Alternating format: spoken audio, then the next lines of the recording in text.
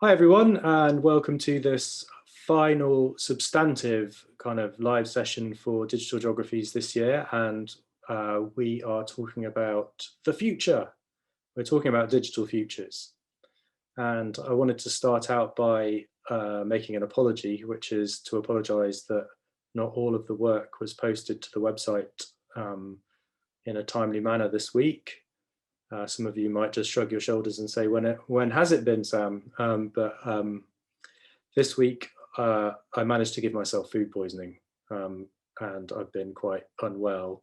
So I am very sorry that I was unable to post all of the materials. I will be following that up, and I will be writing to you collectively to explain a little bit more. I'm also going to make more slots available in my bookings page for those of you who want further support to talk through ideas about your plans for your assessments, both the video and the essay. So this week, what I want to do is I'm going to show you a video which was produced 6 years ago by Microsoft. And it is almost like a canonical example of the ways in which technology companies attempt to do some of the things I talked about in the first section of this week's work, which is the ways in which they attempt to capture the imagination about a particular future towards their own agenda. In this sense, Microsoft are attempting to suggest this is a version of the future that is going to be possible, and of course it's going to be made possible using Microsoft technologies. And I will award bonus points to whoever can tell me which Microsoft technology they might be which Microsoft technology team, so which Microsoft product this video is supposed to kind of represent a future of. Right, let's see if we can make this work.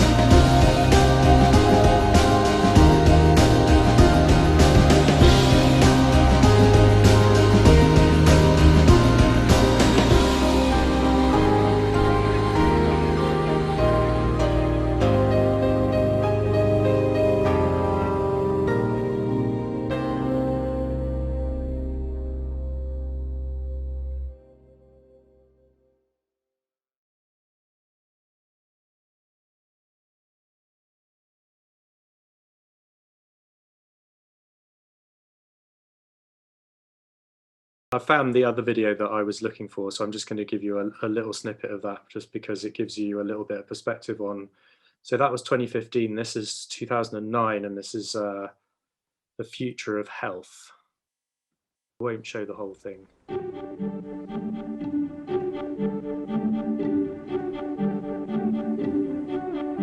As we can see, video quality has come on quite a long way.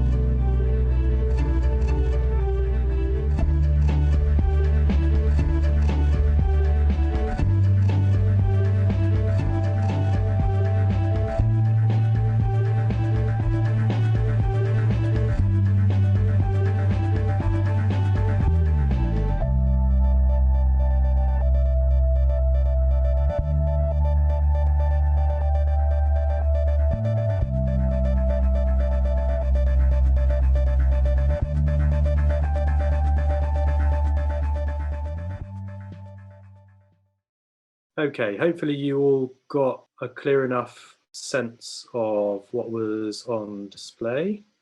I've got a Padlet, because when do I not? So what I've asked is, so who is this technology for? Who are Microsoft providing this vision for? And I'm just going to give you a couple of minutes. We've got a series of responses already that I'm going to respond to. So we've got a range of kind of replies. On the one hand, we've got somebody saying it's for everybody. You can think about the various kinds of things that Microsoft have already kind of brought to market, like Lumia and HoloLens, so the AR sorts of stuff. But I wonder what, if you'll forgive me, whoever posted that, I wonder what that says about the assumptions that you're making. Like, is everyone going to have access to this stuff? Because a couple of the other posters have made some good points here. Like, it looks expensive. Yeah, it does look really expensive, doesn't it? Expensive to develop and make, expensive to buy. Is it going to only be for those people who can afford this stuff? What does it mean to afford this stuff? What are the things that these technologies would be contingent upon? Infrastructures, power, reliable internet, not only reliable internet, but very, very fast internet, arguably. You know, people doing video calls and live streams from underwater to a classroom somewhere else in the world. That is kind of impressive, and I suppose it would be possible now, but it would take an awful lot of effort to pull it together. Somebody has kind of contextualized that by saying, well, it's for the West. It might be for the global North too. You know, there's a sense in which there's not much for those people who are attempting to deal with the very challenges that are kind of being inferred in that video. You know, things like biodiversity, climate change, and so on. You know, the countries that are at the sharp end of those issues are not actually likely to have access to the technologies that are being put on display. And you know, what do the people look like in those videos? When I say whose future does Microsoft represent here, who are these visions for? Reflect upon what the people in those videos looked like. Who were they?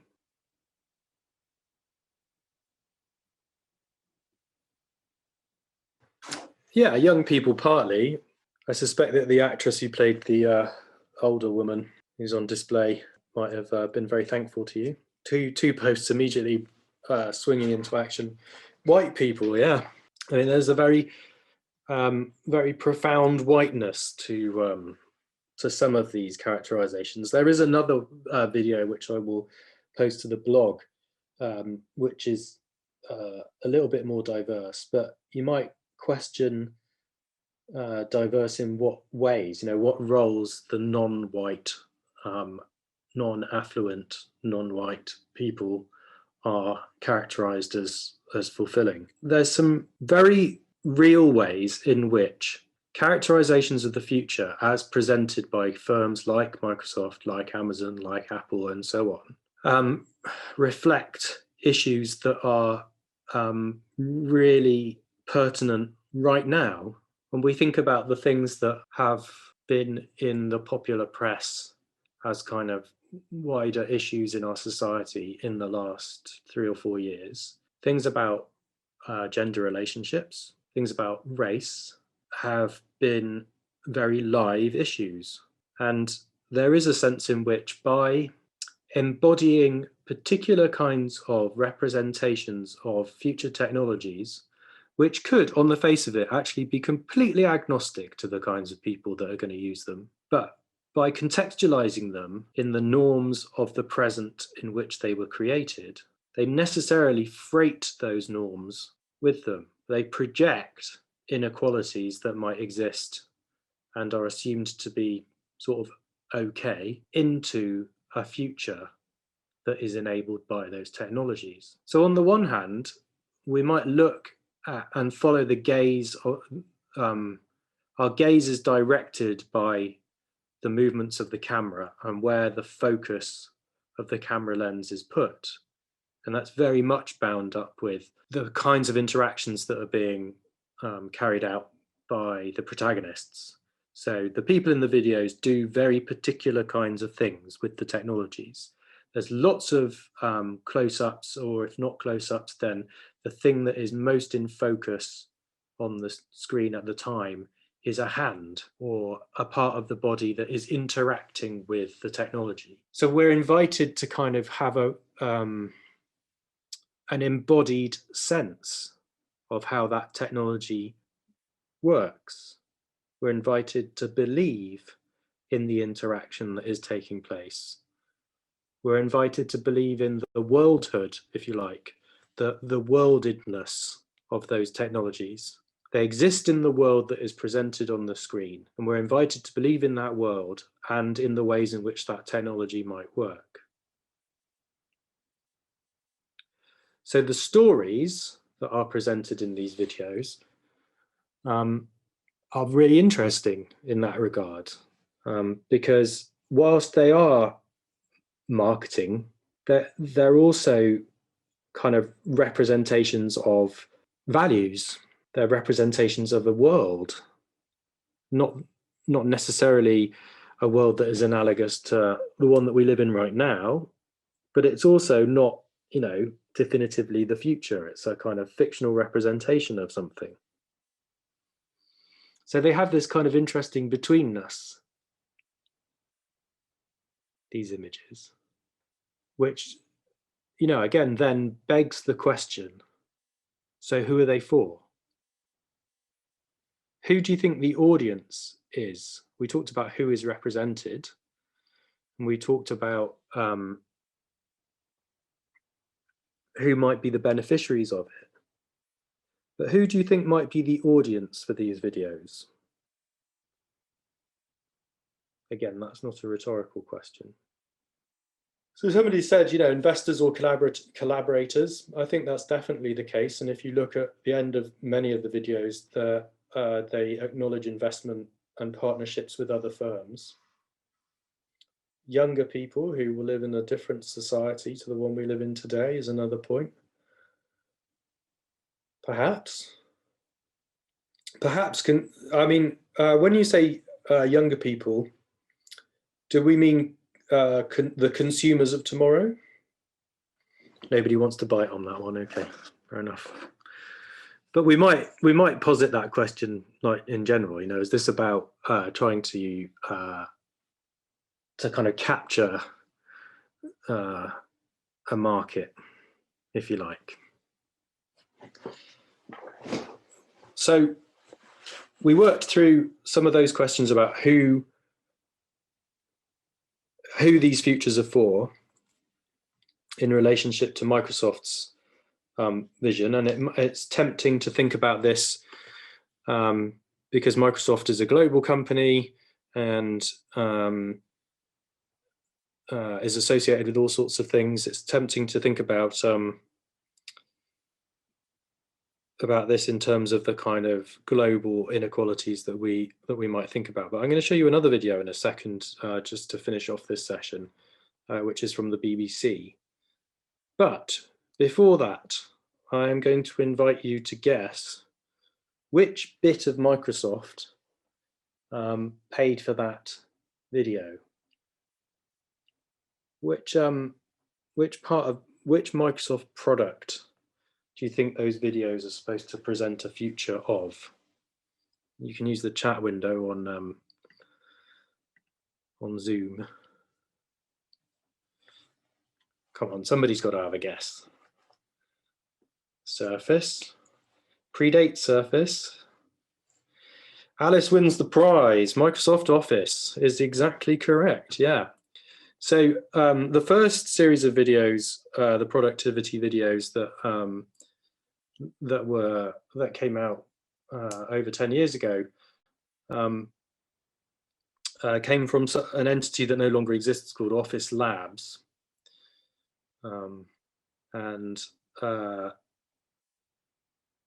they still are sort of to do with whatever took over from that entity, but I'm not entirely familiar with Microsoft's corporate structure now. But it's kind of interesting that it wasn't from Microsoft's traditional research and development teams. So it wasn't from the people who were supposed to be inventing the future, if you like.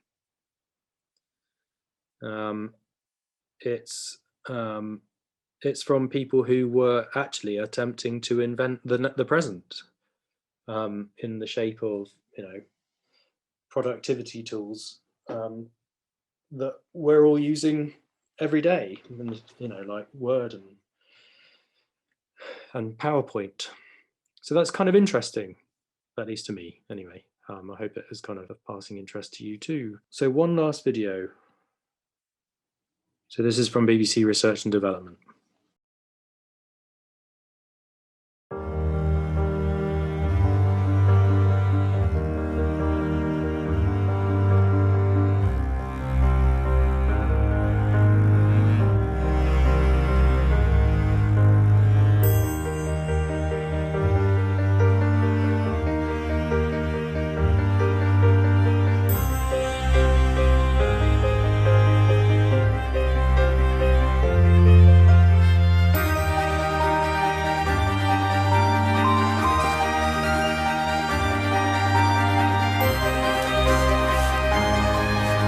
We should do it. Are you and Mum versus me and Dad? We're definitely going to get more. All right then, game on.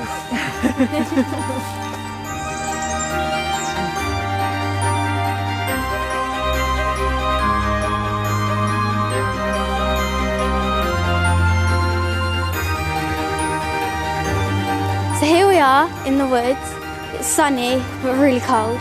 We saw squirrels, blue tits, magpies. It's been really good fun.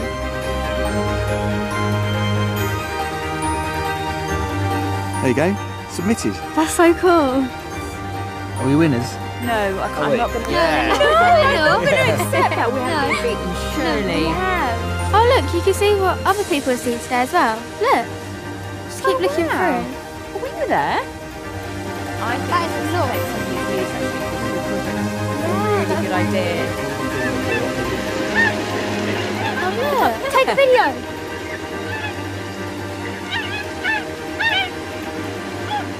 Look. Oh look, they're Buick Swans. Excellent camera work, very good.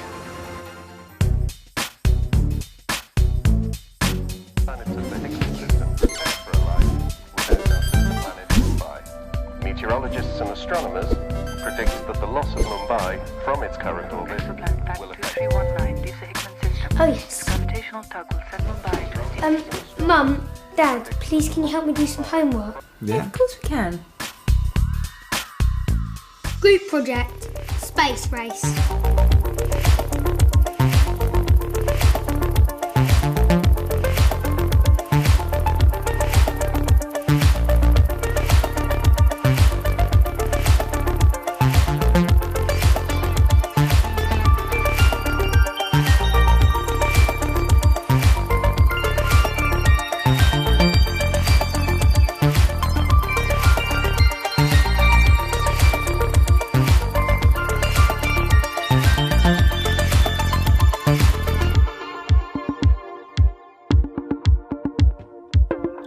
Rocket engines are reaction engines, and as they don't need external material to form their jets, they can perform in a vacuum and are used to propel spacecraft.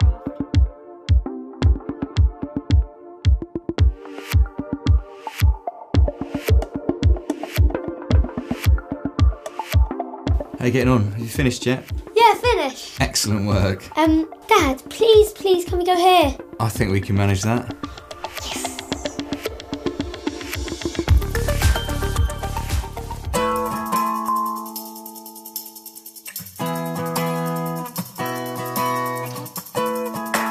Guys, Kate's here. Hi.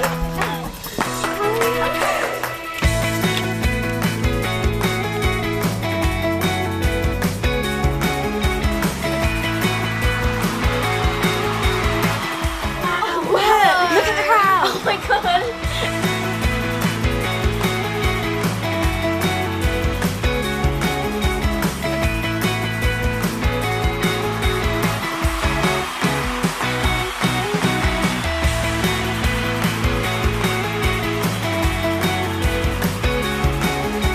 Smile. You're on the screen. I wonder who else is watching.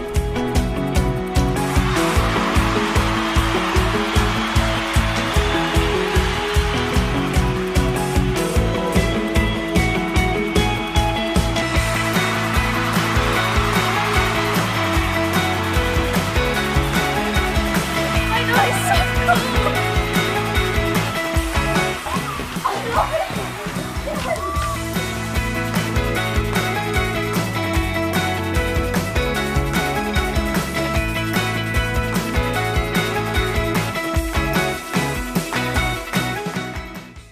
Okay, so we can see then that there's some commonalities in the aesthetics of the two visions, the Microsoft Vision and the BBC one. The BBC one draws on different kinds of things. It's trying to promote its own heritage, perhaps. I have another Padlet. Who gets to have that BBC Future? Is it the same people as the Microsoft Future? Are they different? In what ways are they different? Why? It's very interesting that one of the early posts highlights class, because that was one of the first things that I thought when I watched the video too, is it is very class based as a vision, even though there's a kind of Thames Estuary accent. You know, you look at the home Somebody's put typical family. It's like, typical for who though? Like, I don't mean that in a nasty way at all. I think it's interesting to question for ourselves. You know, for whom is this typical? You know, my son would love to have an entirely interactive wall that he could do his homework on and video projects.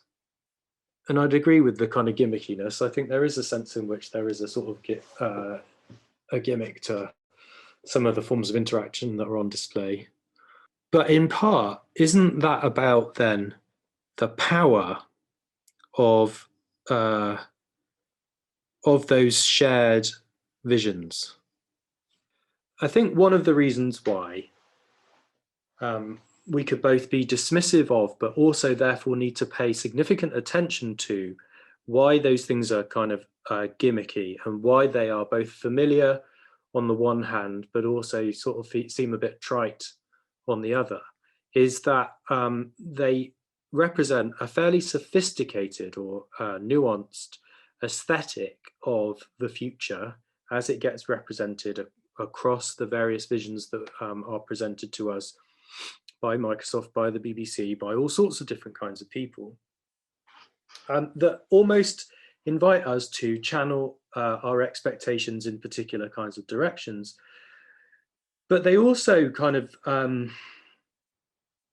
they set the window, if you like, of what is possible to expect. There is a language, a visual language to how these things work. Those, you know, the bracelets were the same in the Microsoft and the BBC video. The kind of augmented reality glasses, the same.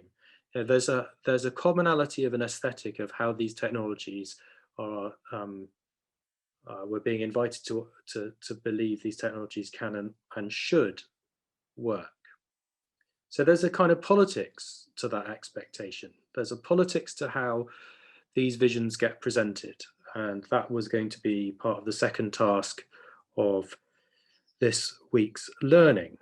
So that's it for today. Thank you very much, everybody. And please do stay in touch, and I'll see you soon.